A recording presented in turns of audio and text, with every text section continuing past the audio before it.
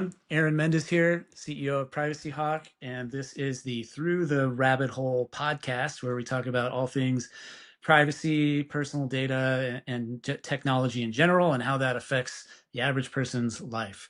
I have a very exciting guest today named Sharon Terry. She is the CEO of the Genetic Alliance and an expert in all things DNA and genetics and data and medical research and policy and all kinds of stuff. She's a veteran in that. And the topic that we're going to be talking about today is genetic data.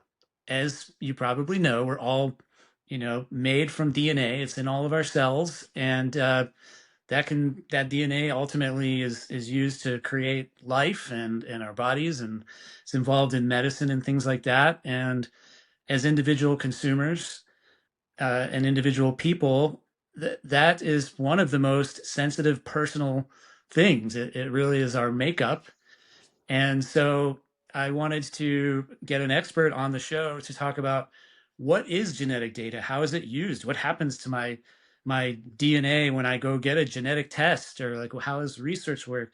What kind of privacy concerns should I have or should I not have? And so we're going to talk about a lot of really interesting things related to, the deepest form of personal data that exists, which is our own DNA. So welcome, Sharon. Thank you for being on the podcast, and love to get a bit of background about you and what you have going on now and your past. Sure. Thanks very much, Aaron. It's really terrific to be with you again. I am, as you mentioned, the president and CEO of Genetic Alliance. Got to this place because my two kids were diagnosed 30 years ago this past Christmas with a rare genetic condition, and there wasn't anything being done on that condition. So I kind of took the bull by the horns and created a nonprofit, but then benefited a lot from engaging with Genetic Alliance, which is a coalition of advocacy organizations. Quickly became a leader in Genetic Alliance, first the board president and then the CEO about 20 years ago. What we got going on is continuing to really push, I think, hard on the idea that we need to recognize that people already have power and expertise. A lot of times the language we hear is we should empower consumers. Well, we have the power. It just needs to be recognized. And so doing that in the realm of research, genetic research, services, healthcare delivery, that sort of stuff. And so a lot of different projects going on, running registries and biobanks and an IRB for advocacy organizations for lay people. I even think it's kind of funny when you call me an expert, since I have no credentials in this field, just street knowledge, but it gets me by. And then our biggest project right now kind of puts together everything we've ever done. It's called I Hope Genetic Health, and we're offering whole genome sequencing to sick kids in low to middle income countries for free. So that's great. With our partner Illumina, who gives us the reagents, and then raising funds to take care of shipping samples and that sort of thing. And then 3 labs that are giving pro bono services and working with 15 clinics around the world to get those kids diagnosed. So lots of genetic data flowing when we have whole genome sequences on 500 kids last year, and we'll do at least 500 this year and maybe 1,000. Wow. Well, it's great work that you're doing, helping, children with health issues. I mean, what could be more noble? So thank you for your service there.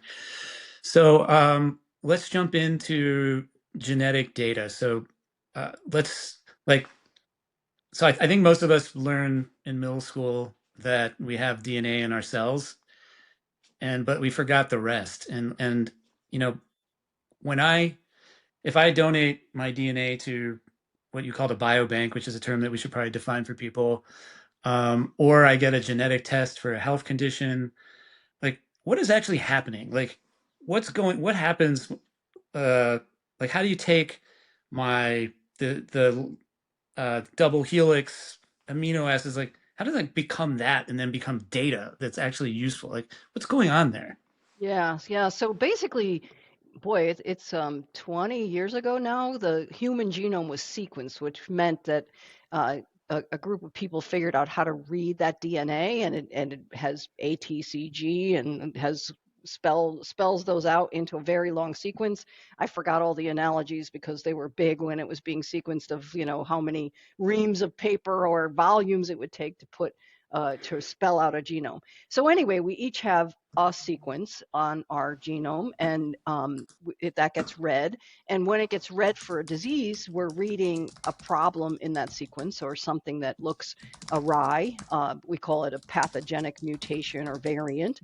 And so for all of us, we have a unique genome, although it's 99 point something percent the same. Apparently we're 50% the same as a banana. So, and then we get to primates and we're even more the same. So we all have lots of data on ourselves if we have our whole genome sequenced. Right. So what is the actual data? Like, is it like ones and zeros, or is it like a big spreadsheet with like A's and T's? And Yeah, it's A, T, C, G, these amino acids, as you said, and they just keep spelling this chemical structure out so that it can be read.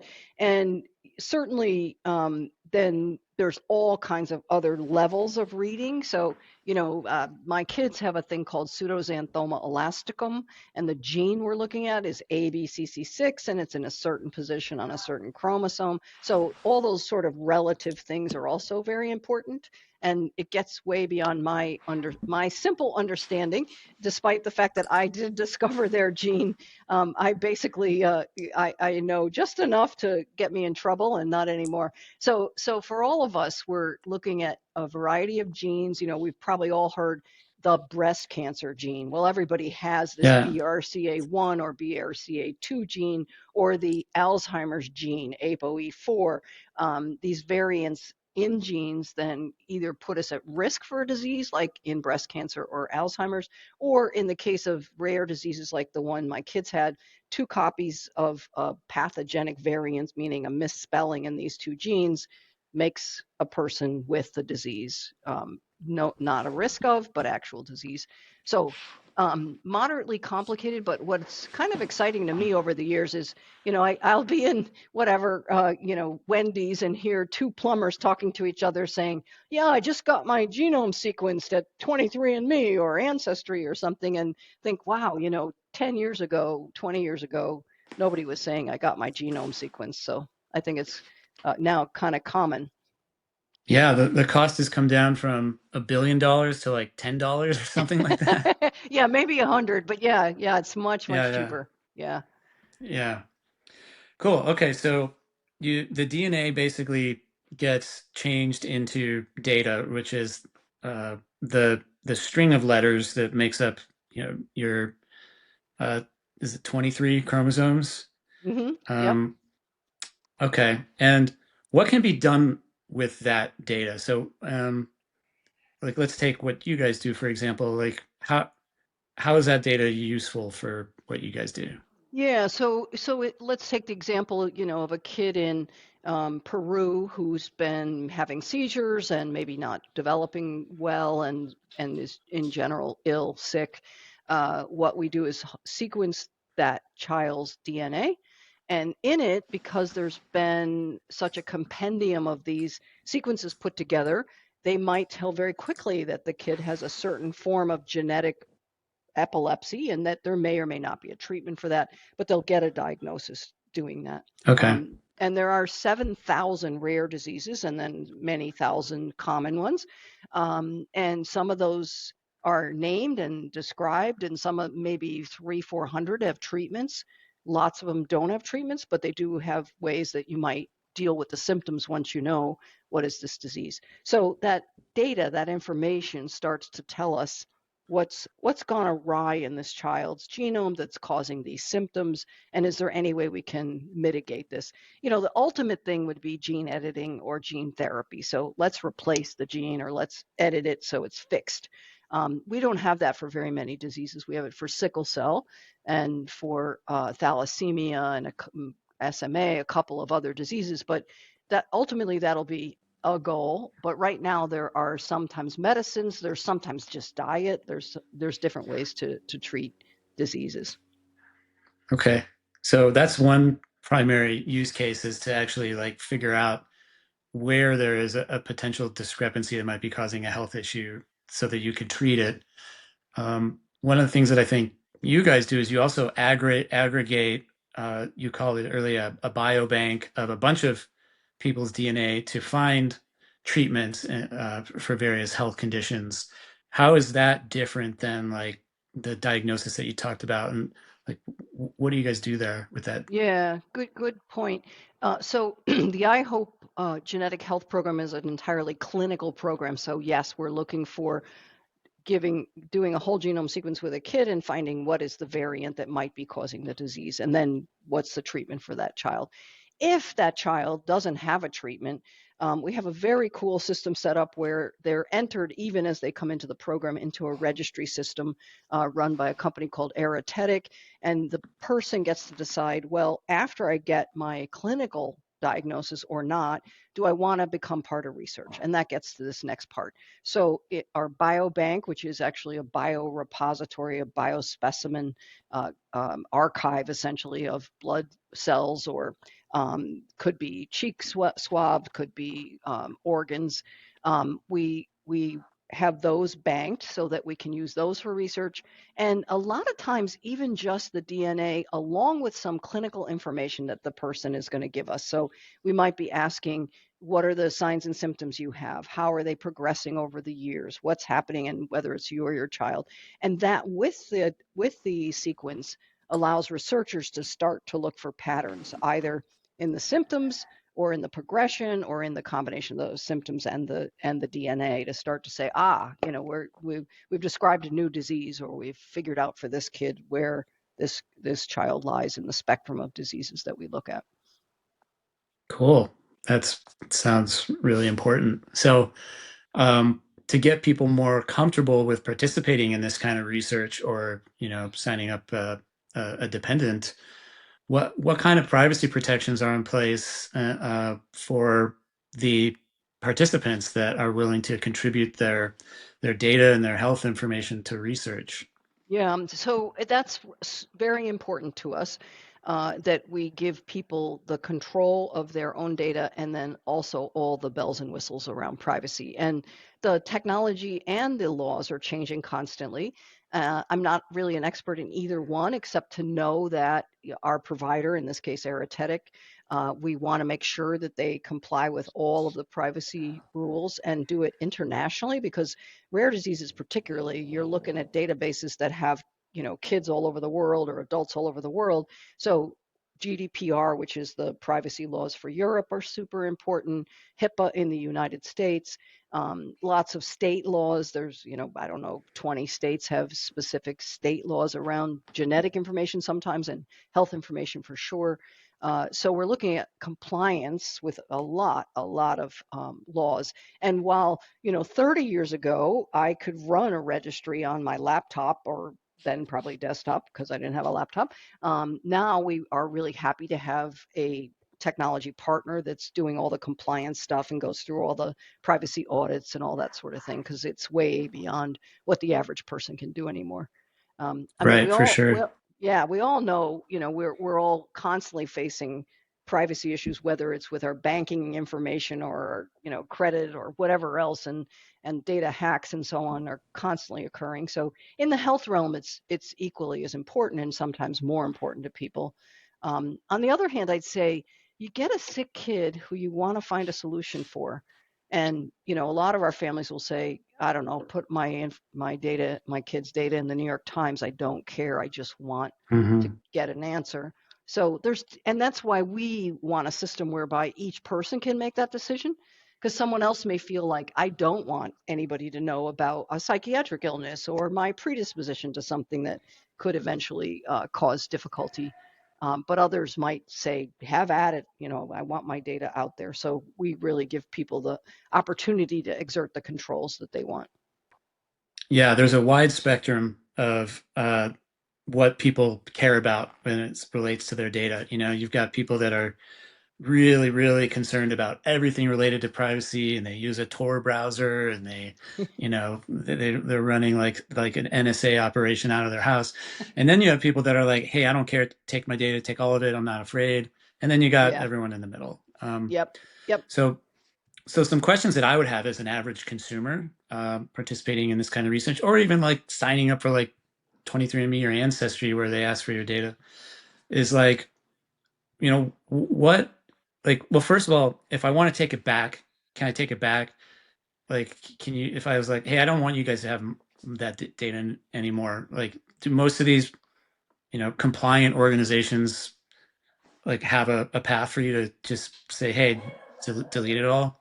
Yep. Yeah. So that's super important that uh, yes, however you got your data in, you should be able to take it out. And so what I mean by that is, and this is especially important for something like GDPR.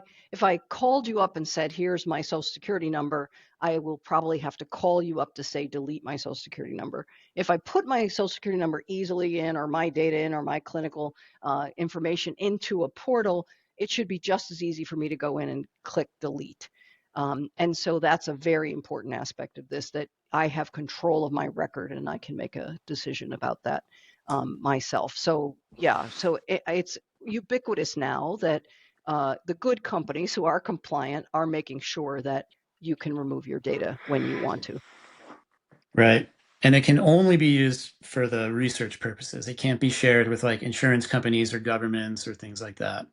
Yes, and that's super important too, that whatever, and again, this varies a lot. Like in something like 23andMe, I'm probably signing a pretty blanket consent. And I'm not exactly sure, so that might be a bad example, but I think it's pretty blanket. For for example, I don't know if 23andMe sold my data to GlaxoSmithKline in the sale that they in the partnership they worked out. In other systems, like the one we're using with Aerotetic, I get to decide every time. So an ask will come to me that says, can Pfizer have your data? Can the University of Washington have your data? Can, Advocacy Group X have your data? Can we use your data for not just blah, blah disease that you signed up for, but instead for something else? So we're making sure that we are using it in whatever use you gave us permission for. And some other groups might do it more blanketly, might say all human health research, and then you get to decide, is that okay? Right. Got it. Yeah. Okay. Well, that's helpful. So, I guess for our viewers and listeners, the key is if you are going to be giving your health information to research, you want to understand what your rights are with that particular organization because there's a very broad spectrum of what you can allow. And Yep. so you want to make sure that you're uh, aware of, read their disclosures very closely. Yeah. Um, and, unless you really, really want that data out there, bias towards ones that keep it tighter and give you more control. Yes. Yep. Yep.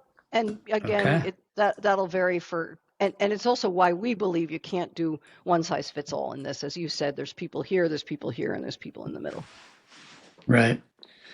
So, there's, on the side of people that are much more restrictive on what they would be willing to share. Like, I've talked to people that are like, I will not give my DNA to anyone. I would never use one of those ancestry services, and they'll bring up all kinds of weird, ideas for what could be done with their DNA. Like, oh, they could clone me, or they could sell my DNA to a rogue government, or maybe it could get shared, or maybe it could be used for a rogue, I guess a tyrannical government in the future to discriminate against me. I mean, is any of that stuff realistic? Yeah, so I think yes, probably everything's possible, but that one person's DNA sequence is probably, I mean, well, I'm going to say two things. One is unique than your fingerprint. So it absolutely would identify you. There was a famous case a long time ago. A woman named Latoya Sweeney did a experiment where she showed William Weld, who was the governor of Massachusetts at the time, that he had been hospitalized. It wasn't about DNA, but it was more like she had enough data sources that she could match them all up and say, this is him, he's in the hospital, he was in the hospital. In the case of DNA, yes, I could be identified if they have another data source to put with it. So they could say, although I've never disclosed that I have a predisposition toward breast cancer, that I do have one because they've matched up some information, and maybe I don't want that public. So that sort of thing, I think, is pretty reasonably something we can be cautious about. And we know, I was really instrumental in getting the Genetic Information Non-Discrimination Act passed, which doesn't permit discrimination in health insurance and employment, but we could be discriminated against for long-term care insurance or life insurance. Those are not part of that law. So those are all reasonable risks. As far as is another entity going to clone me from my DNA? No. I think cloning requires more than just a flat, readout of a DNA sequence. Is a tyrannical government going to discriminate against me? Again, if they figured out that there was some, fault in my genes that in fact did predispose me to something, they might.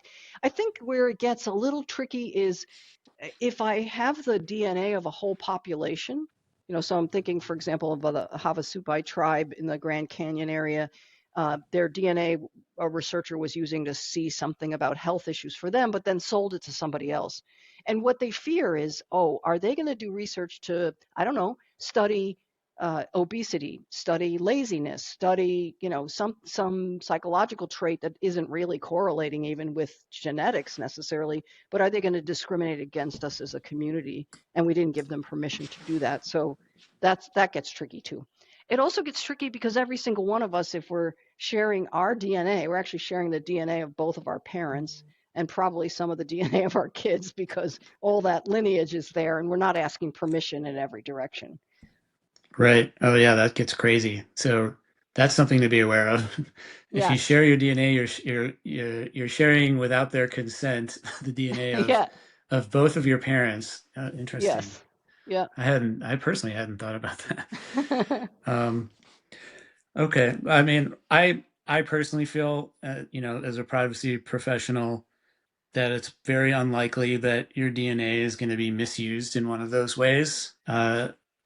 Who knows, decades from now when AI is kind of taken over the world and there's a lot of uncertainty and chaos in what's going on in the world. So I do think we still want to be cautious with where we give our health data and DNA, not for what's going on right now today, but like I don't know the pace of AI and our we're careening towards artificial superintelligence that we either semi have or lose control over, and we really don't know what's going to happen there. And uh, I guess we don't have to be super crazy and paranoid right now, but we also want to not just freely give away all that information.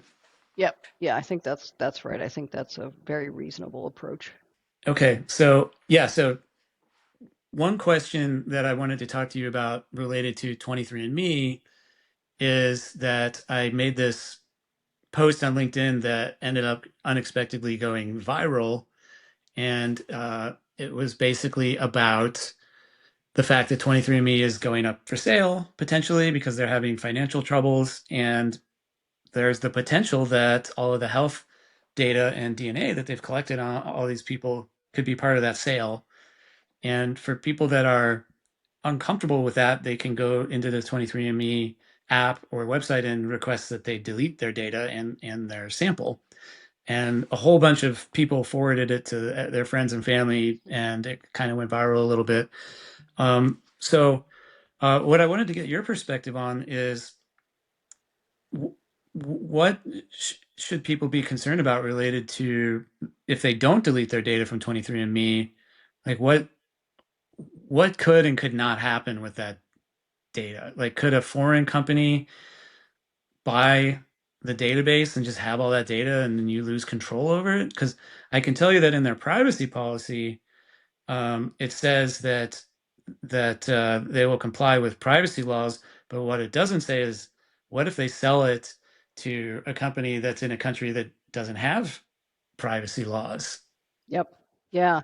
Yeah. So I wonder about that myself too, and wonder, um, will, and I know Anne, the founder of 23andMe, and have been in lots of good ethics conversations with her, and she seems like a very ethical person. So I'm hoping that, number one, she would say, I'm about to sell 23andMe to the Chinese or to some other country that has different sensibility around this stuff. And do you want your data to be sold? Now that's pretty tricky because probably somebody wants to buy that database because it's such a big database. And for Hmm. some of us who answered those questionnaires and so on, there's clinical and or at least health and sequence data. So that's pretty tricky. And yeah, having that in the hands of someone who isn't going to respect any privacy issues, then we're back to that scenario where maybe I don't want people to know that I have, some psychiatric disorder or some predisposition to a health condition that maybe would make me, a risk for employment or life insurance or something. So yeah, I think that gets pretty dicey when that could potentially be either shared or even published in some way. You mentioned AI earlier, and AI is going to be able to crawl all over everything and anything that's in any place accessible. And so what does that start sussing out that I don't know about? And I'm not a super, in that continuum of privacy, I'm not a super private person, but I'm also not of the mind that all this data should be out there willy-nilly without my knowing where it is. Like that for me is the most important thing. So if someone asks my permission about selling it to someone else, then I'm okay with making that decision. But the idea, and I think it is highly likely that somebody would find one of these companies really good to buy because they did have so much data. Yeah. So I deleted mine just because didn't I didn't know what might happen. And but yeah, I agree that the worst case scenario is probably not going to happen. It's probably going to get acquired by some major pharma company, and they're going to have that database, and it's a really, really valuable database for medical research. I'm frankly really surprised that over the last 10 years, nothing substantial has come to market with that data. I mean, it's like it's to my knowledge the largest set of genetic and other health related data out there. Mm-hmm. Yeah. It was like something like 10, 20 million individuals or something like that. And Yep. do you have any sense for why, with all that data, they have to sell the company? I mean, it sounds like they have this huge asset. Like, um, have you kept track of like the kinds of research that they're doing and like why we're not seeing all these treatments coming out Yeah. from that data? Yeah, I don't understand why, because much smaller data sets, especially when they're targeted toward a specific thing, start to suss out all kinds of, variants that cause different kinds of arthritis or different kinds of cancers and so on. So I'm not sure why there hasn't been more discoveries with so much data. And also again, they deployed surveys like crazy in the early years. And so there's Hmm. got to be a good bit of at least self-reported data in there. And they could have probably, I mean, they were well capitalized, and they probably could have done a hookup with the fire standard and brought in EHR data and so on, but they didn't go that direction. And I don't know if I think it was a tricky position. So nobody knows what DNA is, and now they're going to offer sequencing to the public. And they did a good job of making that accessible, and the price was not that big, and so on. So they're kind of doing this. Seesaw of, do we make it super health disease related, or do we make it kind of fun, earwax and Montreux? And that balance, which I think is a tricky one, because they weren't just Hmm. health and they were interested in who you're related to and that sort of thing. So I think maybe that was too diffuse for it to be a good business model. I don't know. And the other thing I think that is probably true is, I think early on people thought selling data is going to make me a lot of money. And there certainly are some big data sellers like Datavant and other things that are aggregating EHR data and selling it. But I think we're beginning to see, no, that's kind of the raw material. And while it's valuable, it's really the stuff we do with it that's the more interesting thing. So I think maybe they missed getting in that game in the right place, and had hoped that selling the data would make them a lot of money. Yeah, yeah. Well, it'll be interesting to see where that data ends up. Mine hopefully won't be in it. Hopefully I'll, the delete button worked.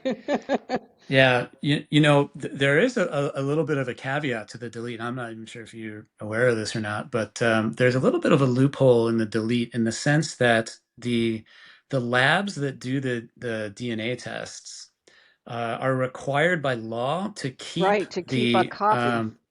to keep a copy of it. So maybe 23andMe doesn't have my data, but the lab still has it, and they don't have. In fact, they're required by law to not delete it. So Right. that's Yes, something yes. for people that are concerned about this to be aware of, is that um, if you give your DNA to a company that's doing these kinds of services, whether it's Ancestry or whatever, they they might delete your data, but the lab still has it. Yeah. And it doesn't seem super risky because like someone like what's the lab going to do with that data? I mean, and I don't think they're allowed to share it. Like it can't. Mm-mm. It's just for like record keeping purposes. But Yes. they could get hacked. Yep. Yep. I don't know if it's Absolutely. stored cold or something like that. I personally, I wasn't able to find out which lab had my data to see if there was any way to like get it out of there. But that's something for consumers to be aware of. Yeah, you're absolutely right, and that's something a lot of people don't know. And we hope, because that's under such rigorous regulatory, usually CAP-CLIA and so on, that it would be protected, but it could be hacked. You're right. Yep. Yeah. So something related to this our DNA and our medical data is these health records, and um, unfortunately, our medical systems are constantly being hacked, and they have data breaches. I've personally been in multiple myself, and based on my research into privacy regulations, those rights to delete your data do not extend to medical records for a lot of different reasons. But like you can't just call your doctor and say, "Hey, I'm not coming to you anymore. I want you to delete my medical records." So what that means is that every healthcare professional that you've ever given access to your medical records, and that's your dentist, your eye doctor, your primary care doctor, any specialists for your whole life, maintain that record. And a lot of those records are electronic now, and they can get hacked and it gets leaked and it's associated with a whole bunch of information about you. And it's very unfortunate. There's nothing we can do about it. Um, so I wanted to hear your perspective on like, okay, we've pretty much all been in some major healthcare system, whether it's Kaiser Permanente or whatever, that's gotten hacked, and everyone's records have been leaked. Like, first of all, how concerned should we be about that? Like, is there really anything that someone could do to harm me with that information? Um, what are your thoughts on that? Yeah.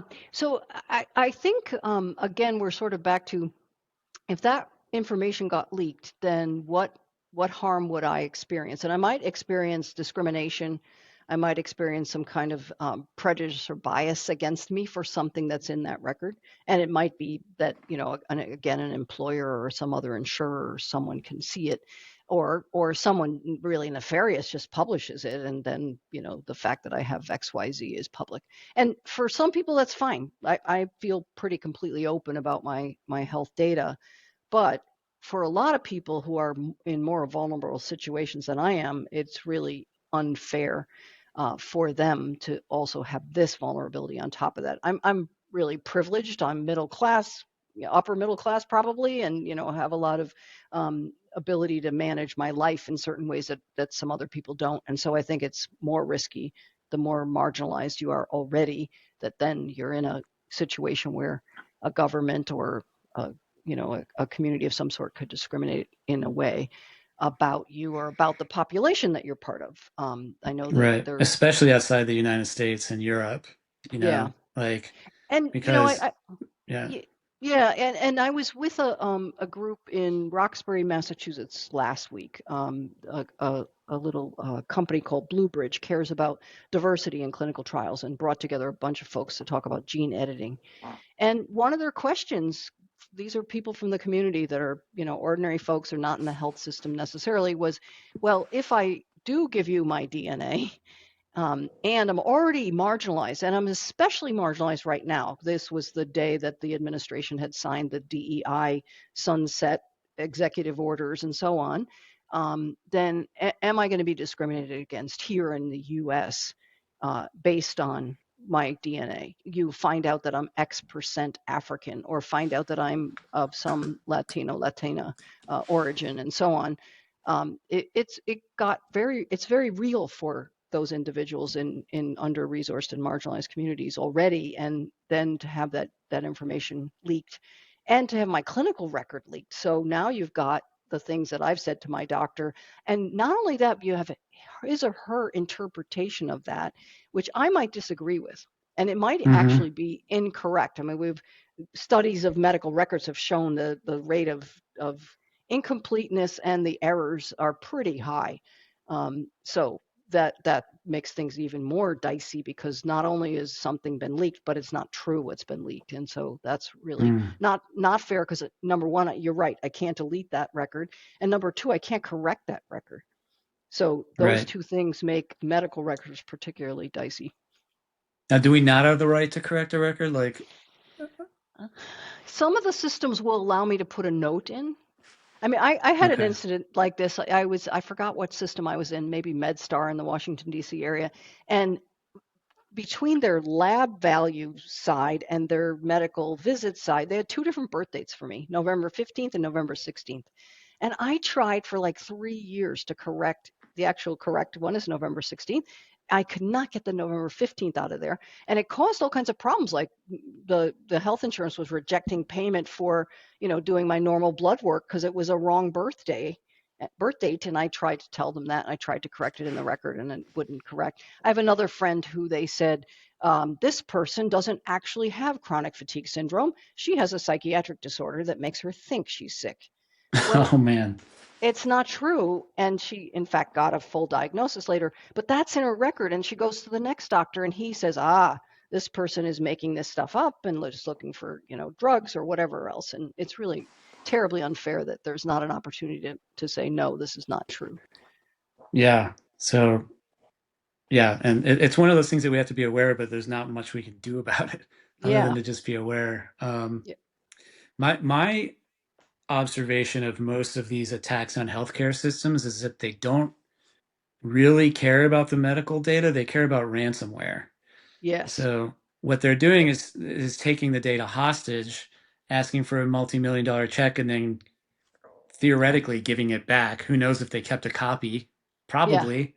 Yep. Uh, but it's tough to think about how like what that data could be useful for on the dark web. Maybe blackmail or extortion a little bit. I mean, you could look for like the most sensitive cases, and then I'm just making stuff up here. Yeah. Yeah. Contact Yeah. Yep. that person and say, "Hey, I'm going to leak your whole medical record if you don't give me $5,000 in Bitcoin or something like that." Yeah. Um, so that's something to be aware of, but also not sure what you can do other Yeah. than contact law enforcement. Right. And Um, and AI probably yeah, can falsify that too. So it's probably not only my actual record, but also the falsification. And the other thing probably is identity theft. That if you have enough stuff on me, that you can figure out with other data sets how to make a fake me and go yeah, and do things. yeah. Nobody has more information than your medical system. They have your social security, your driver's license, your insurance, all of your Yep. contact information, your emergency contacts. Yep. Yeah. Yeah. Um, Yeah, I've been kind of disappointed in the regulatory and healthcare system that they haven't come up with a way to lock that down better. Yeah. It's getting worse because you know medical systems are not cybersecurity experts; they're health experts. They Right. hire cybersecurity Yeah. experts, but it's not their primary thing. It's like a cost center for them, and so Right.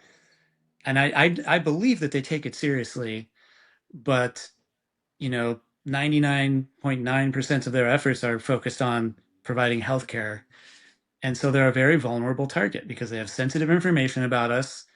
They aren't cybersecurity experts. They have a lot of money that could be extorted. Yeah. and there's a lot of them. Everyone's part of some sort of healthcare system, so Yep. it's uh, it's a problem. Yeah. Yeah. Unfortunately, I don't have a great solution to offer to everyone. I just have scary information for you. Right. Yeah. Um, cool. Any other interesting things that you think would be useful for people to know about their health and genetic data? Hmm. Yeah, I mean, I guess I am a proponent of us trying to figure out how to share genetic data so that we can not only know something about ourselves to the kinds of that I'm involved in, because the more genetic information there is, the more clear we are about what constitutes health and disease and predisposition and propensities and so on. And at the same time, I am concerned that we be able to protect people's privacy and mostly give people the choice about whether or not to share that information. Right. So some kind of reasoned, can we get to a place where we have some literacy in the public about what is actually happening because we have transparency, maybe, maybe companies are transparent, and because we have a level of education and understanding around it. And I don't have a huge hope for that because I think we know that, especially in America, we have low science literacy to start with, and then, layer on top of that something as complicated as genetics, and people feel pretty uncertain about what is actually happening here. And again, we're kind of Yeah. back to, are we getting the full picture when we are donating DNA? I mean, I get a lot of people. I still run Gina Helps, which is the website for Genetic Information Non-Discrimination Act. And I get a lot of emails saying, I'm at Mayo and they're asking me to donate blood. Should I do it? I can't answer that question, but I get it that people need to know, here's the form. Can you read the form and tell me what they're going to do with my data? Very much like when you look at 23andMe's privacy policy and can't figure out, does this apply if you sell it?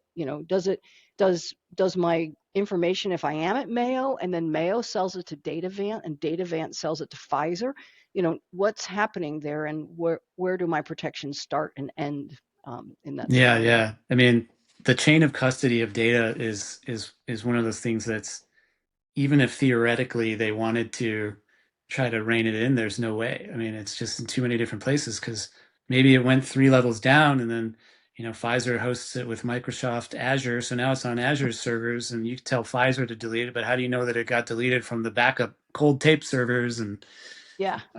yeah, so I guess we just all just gotta be as careful as we can and stay on top uh, of our sensitive personal information the best we can. But there's no Yes. perfect solution. Yeah. There really Cool. isn't. Yep. Right. Well, it was great having you, and thank you for educating us on our genetic data and health data. And best of luck with the genetic ventures and helping children with rare diseases and health conditions. Can't think of a more noble cause. So thank you again for your service and the work you do there. Great, and thanks for your work. It's great to have something that the public can understand a little more easily than a lot of the other things we see around privacy. So thanks, Aaron. Cool. Thank you. All right.